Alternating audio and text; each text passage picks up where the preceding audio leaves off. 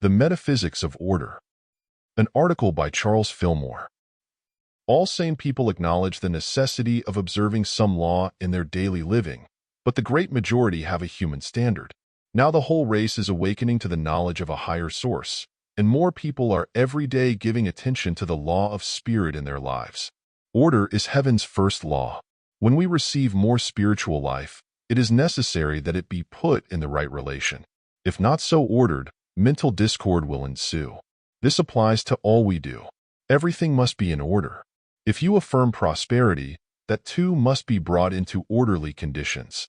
You may be declaring life and prosperity and at the same time be holding some disorganizing thought. This will produce inharmony and discord in your affairs. Lack of orderly arrangement of thought is responsible for many delayed demonstrations. We find in the scriptures constant reference in symbols and also direct commands to order as a fundamental law of the universe and of man. There must be order in the spiritual life as well as the material. All peoples have observed this, and especially the people of God. Paul said, "Let all things be done decently and in order." The whole world has changed in the last decade in the matter of order. Not so many years ago, the average businessman piled his letters together on his desk and had to tumble them all over to find what he wanted. Now he has a card index, and he knows from a glance at the card just where to find the particular letter or paper that he wants. You have probably all had experience with people who sell books, encyclopedias for instance, for $1 down and $1 a month as long as you live. These firms have a follow-up system. You get a nice letter telling you the merits of the book, and if you do not answer, you get another one in just 1 month, suggesting that you cannot get along without their book. If this letter is not heeded, a third one comes telling you that you simply cannot exist without that book. By this time, perhaps the follow-up system has begun to take hold of you, and you have a feeling that after all, that book is an absolute necessity in your life. You have come under the spell of the follow-up suggestion system of the man behind the letter. This orderly system of thought suggestion is widely used in the business world, and unless you are strong in your own conviction as to what your needs are, you will be loaded up with many things for which you have no use. The remedy is, establish yourself in the spiritual law. You will come under one or the other of these laws, the man-made or the spiritual, and it is for you to choose which is best. You want to know, then, the metaphysics of order. How shall you order your life by the divine plan? By laying down as a truth that there is such a plan and by making it yours through affirming your oneness with the Omnipresent Divine Mind, in which that plan exists in its righteousness. Say, I, as the offspring of God and His executive power, am one with His perfect wisdom now ordering my life into divine harmony. Ask for, men affirm the divine order. Put yourself in touch with Spirit. Then you will come into consciousness of a new world in thought and act and find yourself doing many things differently because the orderly mind that directs the universe is working through you. It will not be long until you break forth in original ways of doing many things. Changes will come in the way you eat and dress, in the way you write your letters, and in everything that you do. A harmonious relation will be established in all of your ways. Things that were out of harmony will easily adjust themselves when you open the way in your mind for the manifestation of divine order. There is an orderly procedure in bringing forth man, even in the material sense. The birth of Jesus Christ is an example.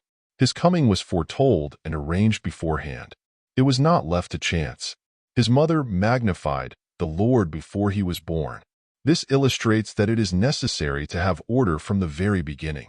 The bringing forth of John the Baptist is an example of the coming of another state of consciousness and the necessity of law and order in prenatal culture. The same law holds good in our houses and our food, in our daily intercourse with our fellows, in even the mottos on our walls. Dr. Morgan, of London, was married when a young man, and his father, a strict religionist, came to see him. The father went all through the new home, then said to his son, "No man could tell whether this house was dedicated to God or the devil. There is nothing on the walls to indicate it." Dr. Morgan says he saw the point and did not fail to have his wall mottos express his loyalty to God. The power of the word should be expressed in our houses. We should surround ourselves with words suggestive of spiritual things. If words count, and we know they do, should we not be careful of every idea, taken into consciousness through the eye as well as through the ear? From their inception to their expression, words are important. The law is fulfilled not only in mind, but in manifestation also. Every suggestion that enters the mind brings forth like expression in act. The time is coming when it will be unlawful to print in the daily papers any record of crime or of anything that will bring discord into the lives of readers. Recently, I read of a man who committed a crime, and in his pocket was found a newspaper clipping describing almost identically the same criminal act. This was the fruit of suggestion. How many such suggestions does one large daily paper carry to its thousands of readers in its recital of the daily horrors that make up intense news?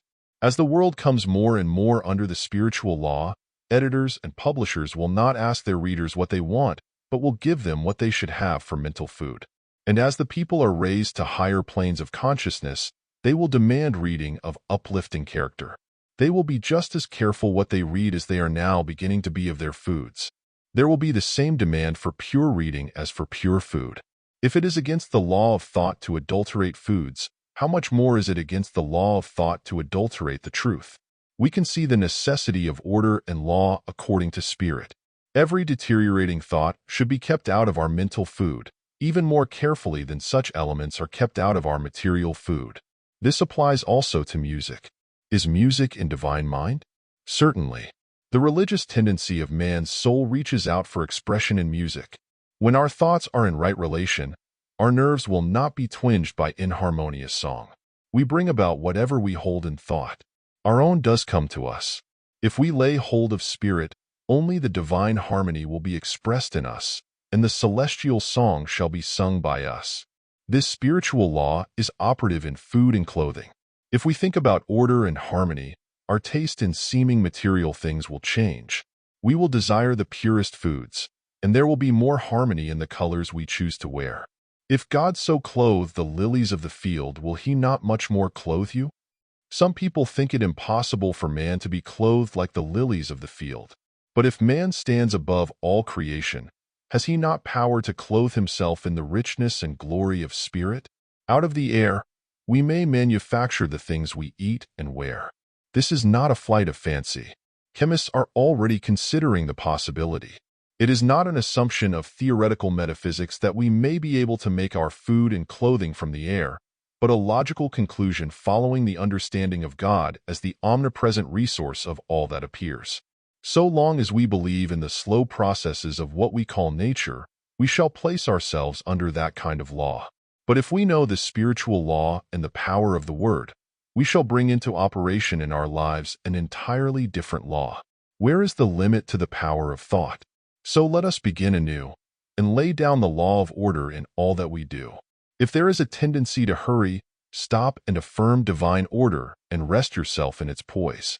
Geologists tell us that our world has been whirling around the sun for over 500 million years, and that man has been on the planet for over 50 million years. So you see there is no hurry. Remember that you live in eternity now. This thought of omnipresent eternity will alleviate nervous tension. Put every thought and act under the divine law. Even if you think you are going to miss a car, do not hurry. Another car will be right along, and if your mind is in divine order, it will be your car. If you are disorderly and indefinite along any line, put yourself at once under the order of divine mind by affirming daily that the same law that swings the stars and the cushioned ethers is operative in and through your life and all your affairs. End of article.